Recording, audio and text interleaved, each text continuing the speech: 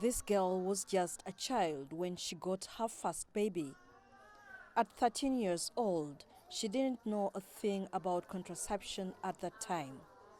She moved in with her boyfriend, but the marriage turned violent, forcing her out. I didn't even know I was pregnant until my friends started telling me that I looked different and advised me to go to hospital. That's when I found out. Other friends advised me to seek an abortion, but I decided to leave it.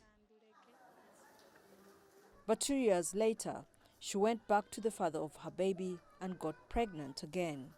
The man abandoned her after finding out, and he's nowhere to be found. She now lives with her 2 children at her aunt's house in Namwango, a slum in the capital Kampala.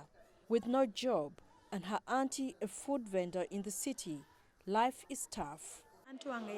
My auntie sells mangoes. The little money she gets from the sales is what we use to buy food.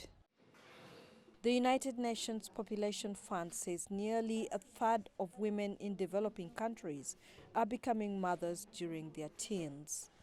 In Uganda, 25% of pregnancies occur among girls below the ages of 19 years, and 46% of these pregnancies are unplanned. Dozens of young girls walk into this clinic every day seeking sexual and reproductive health services, including counseling, contraception, and post-abortion care. Health workers here say young girls deserve the right to choose when to have a baby to prevent unintended pregnancies that could lead to unsafe abortions. Uganda is largely a conservative society, and issues of sexual and reproductive health are not openly talked about. The UN says when girls can meaningfully decide their future, mothers under the age of 18 will become rare. If you can't understand the challenges facing the youth, then your services cannot be youth-friendly.